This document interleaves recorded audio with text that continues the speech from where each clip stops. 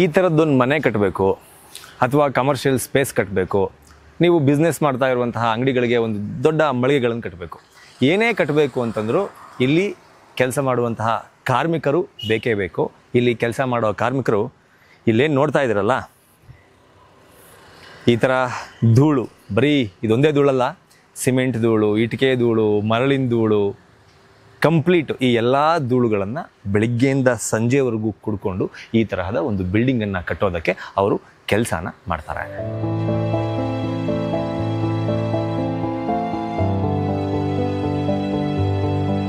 ಹೊರಗಡೆ, ಅದರಲ್ಲೂ ಈ ಬೆಂಗಳೂರಂಥ ದೊಡ್ಡ ದೊಡ್ಡ ಸಿಟಿಗಳಲ್ಲಿ ನಾವು ಏನು ಸೇವಿಸ್ತೀವಲ್ಲ ಆಕ್ಸಿಜನ್, ಹೊರಗಡೆ ಸಿಗುವಂತಹ ಗಾಳಿನೇ ಶುದ್ಧವಾಗಿಲ್ಲ.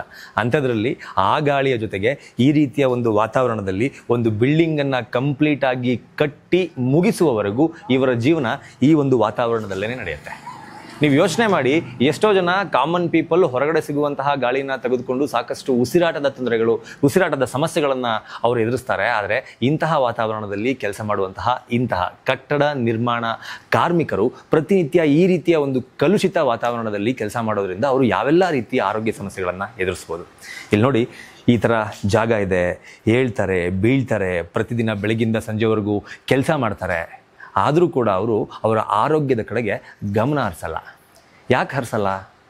ಎಲ್ರಿಗೂ ಕೂಡ ಗೊತ್ತಿರೋವಂಥ ವಿಚಾರ ಏನಪ್ಪ ಅಂತಂದರೆ, ಈ ತರಹದ ಕಟ್ಟಡ ನಿರ್ಮಾಣ ಕಾರ್ಮಿಕರು ಏನಿಲ್ಲಲ್ಲ ಕೆಲಸ ಮಾಡ್ತಾರೆ, ಕೂಲಿ ಕಾರ್ಮಿಕರು, ಇಂತಹ ಕೂಲಿ ಕಾರ್ಮಿಕರಿಗೆ ಪ್ರತಿಯೊಂದು ರೂಪಾಯಿ, ಈಚ್ ಆ್ಯಂಡ್ ಎವ್ರಿ ರುಪೀಸ್ ಕೂಡ ತುಂಬ ಮುಖ್ಯವಾಗಿರುತ್ತೆ. ಹಾಗಾಗಿ ಅವರು ಅವರ ಆರೋಗ್ಯದ ಕಡೆಗೆ ಹೆಚ್ಚಿನ ಗಮನವನ್ನು ಹರಿಸಲ್ಲ. ಆ ದುಡ್ಡನ್ನು ಸೇವ್ ಮಾಡೋದು ಹೇಗೆ, ಮಕ್ಕಳ ಎಜುಕೇಷನ್ ಮಾಡಿಸೋದು ಹೇಗೆ, ಮನೆಯನ್ನು ಮೇಂಟೈನ್ ಮಾಡೋದು ಹೇಗೆ, ಹೀಗೆ ಸಾಕಷ್ಟು ಅವರ ಕಮಿಟ್ಮೆಂಟ್ಗಳ ಸಲುವಾಗಿ ಆ ಹಣವನ್ನು ಸದುಪಯೋಗ ಪಡಿಸ್ಕೋಬೇಕು ಅಂತ ಅದನ್ನು ಕೂಡಿಡೋಕೆ ನೋಡ್ತಾ ಇರ್ತಾರೆ. ಬಿಟ್ಟರೆ ಅವರ ಆರೋಗ್ಯದ ಕಡೆಗೆ ಹೆಚ್ಚಿನ ಗಮನವನ್ನು ಅವರು ಹರಿಸಲ್ಲ. ಯಾಕಪ್ಪ ಅಂತಂದರೆ, ಇವತ್ತು ಯಾವುದೇ ಒಂದು ಕ್ಲಿನಿಕ್ಕಿಗೆ ಹೋಗಲಿ, ಯಾವುದೇ ಒಂದು ಆಸ್ಪತ್ರೆಗೆ ಹೋಗಲಿ, if in case government hospital ಇದೆಯಲ್ಲ, ಫ್ರೀಯಾಗಿ ನೋಡ್ತಾರಲ್ಲ ಅಂತ ನೀವು ಅನ್ಬೋದು. ಅದೇ ಗೌರ್ಮೆಂಟ್ ಹಾಸ್ಪಿಟ್ಲಿನಲ್ಲಿ ಹೋಗಿ ಬೆಳಗ್ಗೆಯಿಂದ ಸಂಜೆವರೆಗೂ ಕಾದು ಕುಳಿತು ತೋರಿಸ್ಕೊಂಡು ಬರೋ ಅಷ್ಟರಲ್ಲಿ ಇವರಿಗೆ ಒಂದು ದಿನದ ಕೂಲಿ ವೇಸ್ಟ್ ಆಗುತ್ತೆ. ಇಫ್ ಇನ್ ಕೇಸ್ ಪ್ರೈವೇಟ್ ಹಾಸ್ಪಿಟಲ್ಗೋ ಕ್ಲಿನಿಕ್ಗೋ ಹೋಗಬೇಕು ಅಂತಂದರೆ ಅಲ್ಲಿ ಅವರು ಬರೆದು ಕೊಡುವ ಮೆಡಿಸಿನನ್ನು ತೆಗೆದುಕೊಂಡು ಬರಬೇಕು ಅಂತಂದರೆ ಇವರು ದಿನಕ್ಕೆ ₹1,000 ದುಡಿತಾರೆ ಅಂತ ಅಂದ್ಕೊಳ್ಳಿ. ಇವತ್ತೊಂದು ಕ್ಲಿನಿಕ್ಕಿಗೆ ಹೋಗಿ ತೋರಿಸ್ಕೊಂಡು ಚೆಕಪ್ ಮಾಡಿಸ್ಕೊಂಡು ಮೆಡಿಸಿನ್ ತಗೊಂಡು ವಾಪಸ್ ಮನೆಗೆ ಬರೋ ಅಷ್ಟರಲ್ಲಿ ಎಷ್ಟು ದುಡ್ಡು ಖರ್ಚಾಗಿರ್ಬೋದು? ಆ ₹1,000 ಸಾಕಾಗೋದಿಲ್ಲ. ಯಾವುದೇ ಒಂದು ಚಿಕ್ಕ ಕ್ಲಿನಿಕಲ್ಲಿ ತೋರಿಸ್ಕೊಂಡ್ರೂ ಕೂಡ ಆ ₹1,000 ಸಾಕಾಗೋದಿಲ್ಲ. ಸೊ ಈ ಎಲ್ಲ ಕಾರಣಕ್ಕೋಸ್ಕರ ಇಂತಹ ಕಾರ್ಮಿಕರು ತಮ್ಮ ಆರೋಗ್ಯದ ಕಡೆಗೆ ಹೆಚ್ಚಿನ ಗಮನವನ್ನು ಹರಿಸ್ತಾ ಇರಲಿಲ್ಲ. ಸೊ ಇಂತಹ ಕಾರ್ಮಿಕರನ್ನು ಗಮನದಲ್ಲಿ ಇಟ್ಟುಕೊಂಡು ಕರ್ನಾಟಕ ಸರ್ಕಾರ ಒಂದು ಅದ್ಭುತವಾದಂತಹ ಯೋಜನೆಯನ್ನು ಜಾರಿಗೆ ತಂದಿದೆ. ಆ ಯೋಜನೆ ಬಗ್ಗೆ ನಿಮಗೆ ಕಂಪ್ಲೀಟಾಗಿ ತಿಳಿಸ್ತಾ ಹೋಗ್ತೀನಿ. ದಯಮಾಡಿ ಈ ವಿಡಿಯೋವನ್ನು ಯಾರೆಲ್ಲ ನಿಮ್ಮ ಸುತ್ತಮುತ್ತ ಇದ್ದಾರೆ ಕಟ್ಟಡ ಕಾರ್ಮಿಕರು ಹಾಗೂ ನಿಮ್ಮ ಸ್ನೇಹಿತರಿದ್ದಾರೆ ಕಟ್ಟಡ ಕಾರ್ಮಿಕರು, ಅವರಿಗೆ ಈ ವಿಡಿಯೋವನ್ನು ತಲುಪಿಸಿ ಅಂತ ಕೇಳ್ಕೊತಾ ಈ ವಿಡಿಯೋನ ಸ್ಟಾರ್ಟ್ ಮಾಡ್ತಾ ಇದ್ದೀನಿ. ನೀವು ನೋಡ್ತಾ ಇದ್ದೀರಾ ನ್ಯೂಸ್ ಹಂಟ್ ಕರ್ನಾಟಕ. ನಾನು ನಿಮ್ಮ ಮಂಜು ಗೌಡ.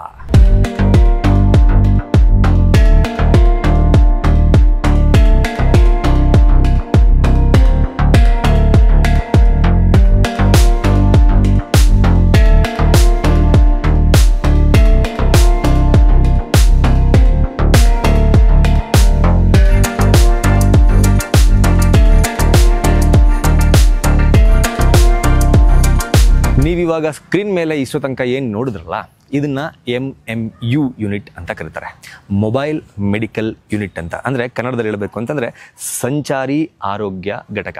ನಾನು ಆಗಲೇ ಹೇಳಿದೆ ನಿಮಗೆ, ಈ ರೀತಿ ಪ್ರತಿನಿತ್ಯ ಕೂಲಿಗಾಗಿ, ಅಂದರೆ ಕೂಲಿ ಕೆಲಸವನ್ನು ಮಾಡುವಂತಹ ಕಾರ್ಮಿಕರು ತಮ್ಮ ಆರೋಗ್ಯದ ಬಗ್ಗೆ ತಲೆ ಕೆಡಿಸ್ಕೊಳ್ಳಲ್ಲ. ಅವರು ಆಸ್ಪತ್ರೆಯನ್ನು ಹುಡುಕಿಕೊಂಡು, ಅಂದರೆ ವೆರಿ ಸಿವಿಯರ್ ಹೆಲ್ತ್ ಇಶ್ಯೂಸ್ ಬರೋವರೆಗೂ ಅವರು ಆ ಆಸ್ಪತ್ರೆಯನ್ನು ಹುಡುಕೊಂಡು ಹೋಗಲ್ಲ. ಅಂಥವ್ರನ್ನ ಗಮನದಲ್ಲಿ ಇಟ್ಕೊಂಡು ಸರ್ಕಾರ ಒಂದು ಒಳ್ಳೆಯ ಯೋಜನೆಯನ್ನು ಮಾಡಿದ್ದಾರೆ ಅಂತ ಹೇಳಿದೆ. ಆ ಯೋಜನೆ ಏನಪ್ಪ ಅಂತಂದರೆ ಇದೆ. ಈ ಯೋಜನೆ ಆಸ್ಪತ್ರೆಗೆ ಅವರು ಹುಡ್ಕೊಂಡು ಹೋಗುವ ಅವಶ್ಯಕತೆ ಇಲ್ಲ, ಅವರನ್ನೇ ಹುಡುಕಿಕೊಂಡು ಆಸ್ಪತ್ರೆ, ನಡೆದಾಡುವ ಆಸ್ಪತ್ರೆ ಅವರ ಬಳಿಗೆ ಬರುತ್ತೆ.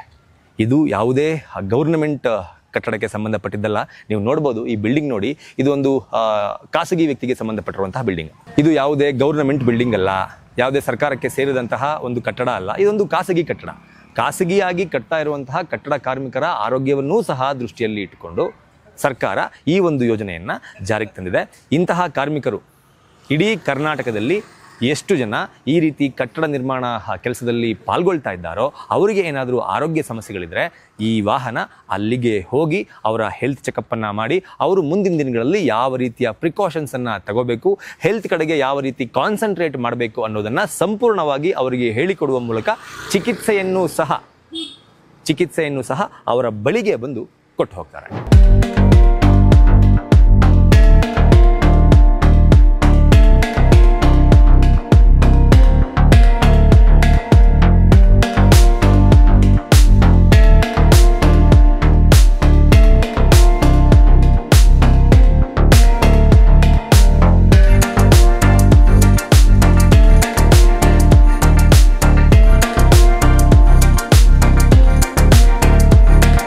ಅಜ್ಜಿ, ಏನು ಹುಷಾರಿಲ್ಲ ನಿಮ್ಗೆ?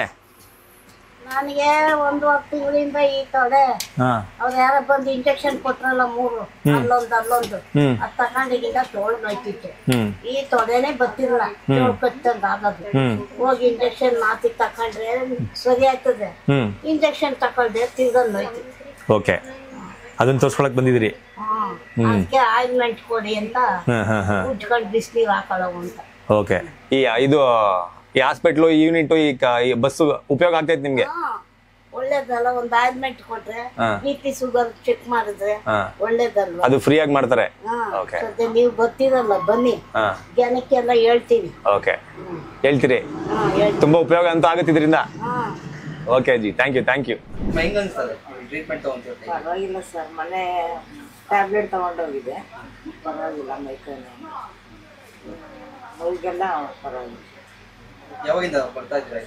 ಇವಾಗ ಮೊನ್ನೆ ಹೋದ್ವಾರ ಏನೋ ಬಂದಿದ್ದೆ, ಗೊತ್ತಿರ್ಲಿಲ್ಲ ನಮ್ಗೆ. ಇದು ಹಂಗಂದ್ರು ನಮ್ಗೆ, ಅದಕ್ಕೆ ಬಂದೆ. ಈ ವಾರನೇ ಕ್ರೀಮ್ ತೀರೋಗಿತ್ತು, ಅದಕ್ಕೋಸ್ಕರ ನೆಕ್ಸ್ಟ್ ವಾರ ಕೊಡ್ತೀನಿ ಅಂದ್ರೆ ಅದಕ್ಕೆ ಇಲ್ಲಿ ಫ್ರೀ ಅನ್ನೋದಕ್ಕೆ ಕಾರ್ಡ್ ಎಲ್ಲ ಇರುತ್ತಲ್ವಾ, ತಡಿ ಈಸ್ಕೊಂಡು ಹೋಗೋಣ ಅನ್ಕೊಂಡು ಬಂದ್ವಿ ಸರ್. ಮನೆ ಬಾಗಿಲಿಗೆ ಬಂದು ನೋಡ್ಕೊಂಡು ಹೋಗ್ತಾರೆ. ಹೆಂಗ ಅನ್ಸುತ್ತೆ ನೋಡಿದ್ರೆ? ಪರವಾಗಿಲ್ಲ ಸರ್, ಖುಷಿ ಆಗುತ್ತೆ ಅದರಿಂದ. ಅದು ಫ್ರೀ ಆಗಿ. ಸರ್, ಈ ಯೂನಿಟ್ ಒಳಗಡೆ ಟ್ರೀಟ್ಮೆಂಟ್ ಕೊಡೋಕೆ ಅಂತಾನೆ, ಅಂದರೆ ಕಟ್ಟಡ ಕಾರ್ಮಿಕರಿಗೆ ಟ್ರೀಟ್ಮೆಂಟ್ ಕೊಡೋಕೆ ಅಂತಾನೆ ಸರ್ಕಾರದಿಂದ ನೇಮಿಸಿರುವಂತಹ ಒಂದಷ್ಟು ಜನ ಸಿಬ್ಬಂದಿಗಳು ಇದ್ದಾರೆ. ಅದರಲ್ಲೂ ನನ್ನ ಜೊತೆಗೆ ಡಾಕ್ಟರ್ ಕೂಡ ಇದ್ದಾರೆ. ಅವ್ರನ್ನ ಮಾತಾಡ್ಸಾ ಹೋಗ್ತೀನಿ. ಅದ್ರ ಜೊತೆಗೆ ಕಟ್ಟಡ ಕಾರ್ಮಿಕರಿಗೆ ಯಾವೆಲ್ಲ ರೀತಿಯ ಟ್ರೀಟ್ಮೆಂಟ್ಗಳನ್ನು ಈ ಒಂದು ವೆಹಿಕಲ್ನಲ್ಲಿ ಕೊಡಲಾಗುತ್ತೆ ಅನ್ನೋದನ್ನು ಅವ್ರ ಹತ್ರ ನಾನು ನಿಮಗೆ ತಿಳಿಸ್ತಾ ಹೋಗ್ತೀನಿ. ಸರ್ ನಮಸ್ತೆ. ನಮಸ್ಕಾರ ಸರ್, ನಿಮ್ಮ ಪರಿಚಯ?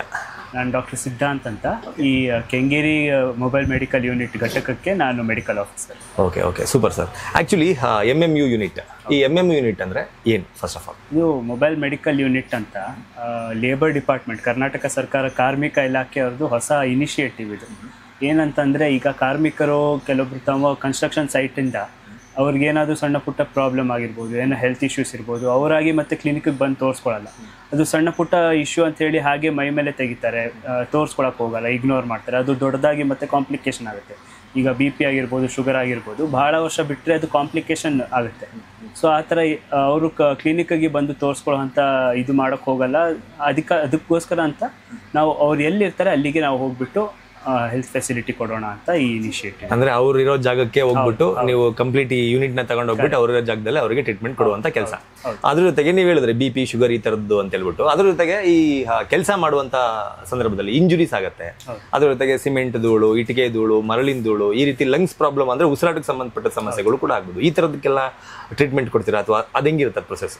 ಬೇಸಿಕ್ ಆಗಿ ಅಂದ್ರೆ ಒಂದು ಕ್ಲಿನಿಕಲ್ಲಿ ಏನೇನು ಕೊಡ್ಬೋದು ಟ್ರೀಟ್ಮೆಂಟ್, ಅವ್ರಿಗೆ ಏನಾದರೂ ಫಸ್ಟ್ ಏಡ್ ಮಾಡೋದಿರ್ಬೋದು, ಆ ಥರದ್ದೆಲ್ಲ ನಾವು ಟ್ರೀಟ್ಮೆಂಟ್ ಇಲ್ಲಿ ಕೊಟ್ಟು ಅವ್ರಿಗೇನಾದರೂ ತುಂಬ ಮೂರ್ಛೆ ಹೋಗಿರೋದು ಆ ಥರ ಏನಿದೆ ಅವ್ರಿಗೆ ಸ್ಟೇಬಲ್ ಮಾಡಿ ಆಕ್ಸಿಜನ್ ಎಲ್ಲ ಕೊಟ್ಟು ಅವ್ರಿಗೆ ಯಾವ್ದಾರು ಇನ್ನೂ ಫರ್ದರ್ ಟ್ರೀಟ್ಮೆಂಟ್ಗೋಸ್ಕರ ಪ್ರಾಥಮಿಕ ಆರೋಗ್ಯ ಕೇಂದ್ರ ಆಗಿರ್ಬೋದು, ಹತ್ತಿರದಲ್ಲಿ ಎಲ್ಲಿ ದೊಡ್ಡ ಹಾಸ್ಪಿಟ್ಲ್ ಇರ್ಬೋದು ಅಲ್ಲಿಗೆ ನಾವು ರೆಫರ್ ಮಾಡಿ ಕೊಡ್ತೀವಿ. ಓಕೆ, ಅಂದರೆ ರೆಫರ್ ಮಾಡಿ ಕೊಡ್ತೀರಾ ಅಂತಂದರೆ ಅದು ಫ್ರೀ ಆಫ್ ಕಾಸ್ಟ್ ಚೆಕಪ್ ಇರುತ್ತಾ ಅಥವಾ ಚೆಕಪ್ ಎಲ್ಲ ಫ್ರೀ ಆಫ್ ಕಾಸ್ಟ್? ರೆಫರ್ ಮಾಡಿಕೊಡ್ತೀವಲ್ಲ, ಅದು ಪ್ರೈವೇಟ್ ಇರುತ್ತಾ ಅಥವಾ ಗೌರ್ಮೆಂಟ್ ಫೆಸಿಲಿಟಿ ಇರುತ್ತಾ ಅದ್ರ ಮೇಲೆ ಹೋಗುತ್ತೆ. ಓಕೆ, ಗೌರ್ಮೆಂಟ್ ಫೆಸಿಲಿಟಿ ಇದ್ರೆ ಅಲ್ಲೂ ಕೂಡ ಫ್ರೀ ಆಗಿ ಸಿಗುತ್ತೆ. ಹೌದು. ಓಕೆ. ಇನ್ನು ಇಲ್ಲಿ ಈ ರೀತಿ ಬಿಲ್ಡಿಂಗಲ್ಲಿ ಕೆಲಸ ಮಾಡೋರಿಗೆ ಮಾತ್ರ ಈ ಫೆಸಿಲಿಟಿ ಇರುತ್ತಾ ಅಥವಾ ಅವ್ರ ಫ್ಯಾಮಿಲಿಯವ್ರಿಗೂ ಕೂಡ ಫೆಸಿಲಿಟಿ ಇರುತ್ತಾ? ಈಗ ಲೇಬರ್ ಕಾರ್ಡಲ್ಲಿ ಅಂತ ಹೇಳಿದ್ರೆ, ಲೇಬರ್ ಕಾರ್ಡ್ ಅವ್ರದ್ದು ಯಾರ್ದಿರುತ್ತೆ ಹೆಡ್ ಆಫ್ ದ ಫ್ಯಾಮಿಲಿ, ಹಾಗೆ ಮತ್ತು ಅವ್ರದ್ದು ಡಿಪೆಂಡೆಂಟ್ಸ್ ಅಂದರೆ ಅವ್ರ ತಂದೆ ತಾಯಿ ಆಗಿರ್ಬೋದು, ಅವರ ಮನೆಯವರಾಗಿರ್ಬೋದು, ಅವ್ರ ಮಕ್ಕಳಾಗಿರ್ಬೋದು, ಡಿಪೆಂಡೆಂಟ್ಸ್ ಅಂತಲೂ ಅವ್ರ ಹೆಸರು ಇರುತ್ತೆ ಲೇಬರ್ ಕಾರ್ಡಲ್ಲಿ. ಸೊ ಅವ್ರು ಯಾರು ಬೇಕಾದರೂ ಲೇಬರ್ ಕಾರ್ಡ್ ಇದ್ದವರು ಕುಟುಂಬದೊಂದಿಗೆ ಬಂದು ತೋರಿಸ್ಕೋಬೋದು ಇಲ್ಲಿ ಫ್ರೀಯಾಗಿ. ಅವರು ವ್ಯಾಲಿಡ್ ID ಪ್ರೂಫ್ ಅಂತ ತರಬೇಕಾಗುತ್ತೆ ಅಷ್ಟೇ. ಆಧಾರ್ ಕಾರ್ಡ್ ಆಗಿರ್ಬೋದು, ವೋಟರ್ ID, ಆ ಥರದ್ದು ಯಾವುದಾದ್ರೂ ಒಂದು ವ್ಯಾಲಿಡ್ ID ಪ್ರೂಫು ಮತ್ತು ಲೇಬರ್ ಕಾರ್ಡ್ ಅಷ್ಟು ಅಂದರೆ ಅವ್ರ ಪೂರ್ತಿ ಫ್ಯಾಮಿಲಿನ ನಾವು ನೋಡ್ತೀವಿ, ಕಂಪ್ಲೀಟ್ ಕೂಡ. Okay okay. ಅಂದರೆ ಎಸ್ಪೆಷಲಿ ಈ ಒಂದು MMU ಯೂನಿಟ್ ಒಳಗಡೆ ಏನೇನಕ್ಕೆಲ್ಲ ಟ್ರೀಟ್ಮೆಂಟ್ ಕೊಡ್ತೀರಾ, ಏನೇನಕ್ಕೆಲ್ಲ ಮೆಡಿಸಿನ್ಸ್ ಕೊಡ್ತೀರಾ? ಟ್ರೀಟ್ಮೆಂಟ್ ಅಂದರೆ ಈಗ ಒಂದು ಕ್ಲಿನಿಕಲ್ಲಿ ಏನೇನಿರುತ್ತೆ, BP ಶುಗರ್ ಆಗಿರ್ಬೋದು, ಅವ್ರಿಗೆ ಅನಿಮಿಯಾ ಅಂತ ಹೇಳ್ತಾರೆ, ರಕ್ತ ಕಮ್ಮಿ ಆಗಿರ್ಬೋದು, ಆ ಥರದಕ್ಕೆ ಅವ್ರಿಗೆ ಏನಕ್ಕಾದ್ರೂ ಸಪ್ಲಿಮೆಂಟ್ಸ್ ಬೇಕಾಗಿರ್ಬೋದು, ನ್ಯೂಟ್ರಿಷನಲ್ ಸಪ್ಲಿಮೆಂಟ್ಸ್, ಐರನ್ನು, ಕ್ಯಾಲ್ಶಿಯಮ್ಮು, ಈ ಥರ ಮೈಕೈ ನೋವು, ಜ್ವರ, ನೆಗಡಿ, ಈ ಥರ ಎಲ್ಲದಕ್ಕೂ ನಾವಿಲ್ಲಿ ಟ್ರೀಟ್ಮೆಂಟ್ ಕೊಡ್ತೀವಿ. ಅದೆಲ್ಲದಕ್ಕೂ ಒಳ್ಳೆ ಸ್ಟ್ಯಾಂಡರ್ಡ್ ಮೆಡಿಸಿನ್ನು ಕೊಟ್ಟಿದ್ದಾರೆ, ತುಂಬ ಚೆನ್ನಾಗಿ ಕೆಲಸ ಮಾಡೋಂಥ ಅವು ಕೊಡ್ತೀವಿ ನಾವಿಲ್ಲಿ ಫ್ರೀಯಾಗಿ. ಓಕೆ. ಇನ್ ಜನರಲ್ ಆಗಿ ನೀವು ಇಲ್ಲಿ ಏನು ಫ್ರೀ ಟ್ರೀಟ್ಮೆಂಟ್ ಕೊಡ್ತೀರಲ್ಲ, ಈ ಫ್ರೀ ಟ್ರೀಟ್ಮೆಂಟ್ನ ನಾವು ಹೊರಗಡೆ ಯಾವ್ದಾದ್ರು ಕ್ಲಿನಿಕಲ್ಲಿ ಹೋಗಿ ತಗೊಬೇಕು ಅಂತಂದರೆ, ಮೆಡಿಸಿನ್ ಸಮೇತ ತಗೋಬೇಕು ಅಂತಂದರೆ ಏನು ಕಾಸ್ಟ್ ಆಗ್ಬೋದು? ನೀವು ಟ್ರೀಟ್ಮೆಂಟು ಹಾಗೂ ಮೆಡಿಸಿನ್ ಎರಡೂ ಸೇರಿಸಿದ್ರೆ ಮಿನಿಮಮ್ 400-500ವರೆಗೂ ಆಗುತ್ತೆ. ಅದನ್ನು ನಾವು ಇಲ್ಲಿ ಫ್ರೀಯಾಗಿ ಒದಗಿಸ್ಕೊಡ್ತಾ ಇದ್ದೀವಿ ಎಲ್ಲರಿಗೂ. ಅಂದರೆ ಇವಾಗ ಪಾಪ ಇಂಥ ಕೆಲಸ ಮಾಡೋರಿಗೆ ಏನು ಪರ್ ಡೇ ಒಂದು 1000 ರೂಪೀಸ್ ಸ್ಯಾಲ್ರಿ ಸಿಗ್ಬೋದು ಅಂತ ಅನ್ಕೊಂಡ್ರು ಕೂಡ ಹೊರಗಡೆ ಹೋಗಿ ತೋರಿಸ್ಕೊಂಬರ್ಬೇಕು ಅಂತಂದ್ರೆ ಕ್ಲಿನಿಕ್ಗೆ 500 ಹೋದ್ರೆ ಅವ್ರು ಟ್ರಾವೆಲ್ ಎಲ್ಲ ಸೇರಿ ಒಂದು 600 to 700 ಹೋಗುತ್ತೆ. ಅದು ಕಂಪ್ಲೀಟ್ ಉಳಿಸ್ತಿದ್ರ ನೀವು? ಹೌದು, ಕಂಪ್ಲೀಟ್ ಆಗಿ ಫ್ರೀಯಾಗಿ ಕೊಡ್ತಾ ಇದೀವಿ. ನಮಗೆ ಬಹಳ ಸಂತೋಷ ಆಗುತ್ತೆ ಈ ಥರ ಇಷ್ಟವ್ರಿಗೆ ಹೆಲ್ಪ್ ಆಗ್ತಿದೆ ಅಂತ. ಕಂಪ್ಲೀಟ್ಲಿ ನಿಶುಲ್ಕವಾಗಿ ಮಾಡಿಕೊಡ್ತಾ ಇದೀವಿ ಅಂತ ಭಾಳ ಸಂತೋಷ. ಅವ್ರಿಗೂ ತುಂಬ ಹೆಲ್ಪ್ ಆಗ್ತಿದೆ ಎಲ್ಲರಿಗೂ, ವರ್ಕರ್ಸ್ಗೆ. ಸೊ ಒಳ್ಳೆ ಸಂತೋಷದ ವಿಷಯ ಇದು. ಓಕೆ. ಒಂದು MMU ಯೂನಿಟ್ ಅಲ್ಲಿ ನೀವು ಎಷ್ಟು ಜನ ಸಿಬ್ಬಂದಿ ಇರ್ತೀರಿ? ನಾವು MMU ಒಂದು ಗಾಡಿಯಲ್ಲಿ 5 ಜನ ಇರ್ತೀವಿ. ಒಬ್ಬರು ಮೆಡಿಕಲ್ ಆಫೀಸರ್, ಒಬ್ಬರು GNM ಸ್ಟಾಫ್, ಅಂದರೆ ಇಲ್ಲಿ ಗಾಡಿಯಲ್ಲಿ ಎಲ್ಲ ನರ್ಸಿಂಗ್ ಸ್ಟಾಫ್ ನೋಡ್ಕೊಳ್ಳೋಕ್ಕೆ, ಒಬ್ಬರು ಲ್ಯಾಬ್ ಟೆಕ್ನಿಷಿಯನ್ ಇರ್ತಾರೆ, ಅವರೆಲ್ಲ ಟೆಸ್ಟ್ಸ್ ಎಲ್ಲ ಮಾಡೋದಕ್ಕೆ, ಒಬ್ಬರು ಫಾರ್ಮಸಿಸ್ಟ್ ಇರ್ತಾರೆ, ಎಲ್ಲ ಮೆಡಿಸಿನ್ ಎಲ್ಲ ಏನು ಪ್ರಿಸ್ಕ್ರೈಬ್ ಮಾಡಿರ್ತೀವಿ ಅದನ್ನೆಲ್ಲ ಡಿಸ್ಪ್ಯಾಚ್ ಮಾಡೋದಕ್ಕೆ, ಹಾಗೂ ಒಬ್ಬರು ANM ಅಂತ ಇರ್ತಾರೆ, ಅವ್ರದ್ದು ಮೇಯ್ನಾಗಿ ಫೀಲ್ಡ್ ವರ್ಕ್ ಇರುತ್ತೆ. ಈಗ ಕನ್ಸ್ಟ್ರಕ್ಷನ್ ಸೈಟ್ ಕೆಳಗಡೆನೆ ಹೋಗ್ಬಿಟ್ಟು ಈಗ ಮಹಿಳೆಯರು ಕೆಲವೊಬ್ರು ತಮ್ಮ ಪ್ರಾಬ್ಲಮ್ಸ್ನ ಹೇಳ್ಕೊಳಕ್ಕೆ ಅಷ್ಟೊಂದು ಇದಾಗ್ತಿರಲ್ಲ, ಅವ್ರು ಕಂಫರ್ಟಬಲ್ ಇರಲ್ಲ. ಸೊ ಅವ್ರಿಗಾಗಿ ಹೋಗಿ ಏನಾದರೂ ಇದೆಯಾ ಅಂತ, ಗರ್ಭಿಣಿ ಬಾಣಂತಿಯರು ಇರ್ಬೋದು ಅಥವಾ ತುಂಬ ವಯಸ್ಸಾಗಿರ್ಬೋದು, ಅವ್ರಿಗೆ ಇಲ್ಲಿ ಗಾಡಿ ಬರ್ದೇ ಇರೋಕ್ಕಾಗ್ತಿರ್ಬೋದು, ಆ ಥರ ಅಂಥವ್ರಿಗೆ. ಮತ್ತು IEC ಅಂತ ಹೇಳ್ತೀವಿ, ಅವರು ಅವೇರ್ನೆಸ್ ಸ್ಪ್ರೆಡ್ ಮಾಡೋದಕ್ಕೆ, ಈಗ ಹೈಜೀನ್ ಬಗ್ಗೆ ಆಗಿರ್ಬೋದು, ಸ್ಯಾನಿಟೇಷನ್ ಬಗ್ಗೆ ಆಗಿರ್ಬೋದು, ನ್ಯೂಟ್ರಿಷನ್ ಬಗ್ಗೆ ಆಗಿರ್ಬೋದು, ಈ ಥರದ್ದೆಲ್ಲದಕ್ಕೂ ಅವೇರ್ನೆಸ್ ಸ್ಪ್ರೆಡ್ ಮಾಡೋಕ್ಕೋಸ್ಕರ ANM ಸ್ಟಾಫ್ ಅಂತ ನಮ್ಮ ಗಾಡಿಯಲ್ಲಿ ಇರ್ತಾರೆ. ಈ ಥರ 5 ಜನ ಪ್ಲಸ್ ಒಬ್ಬರು ಡ್ರೈವರ್ ಇರ್ತಾರೆ. Okay okay.